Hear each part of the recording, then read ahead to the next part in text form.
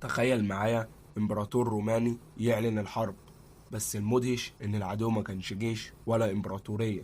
كاليجولا الامبراطور اللي قرر يعلن الحرب على البحر نفسه، جمع جيشه ونزل على الشاطئ وأمر الجنود يهاجموا الأمواج ويجمعوا الأصداف كغنائم حرب.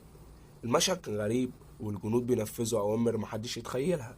القصة دي مش مجرد طرفة، دي بتكشف قد إيه الجنون ممكن يوصل حتى لأعظم أباطرة روما.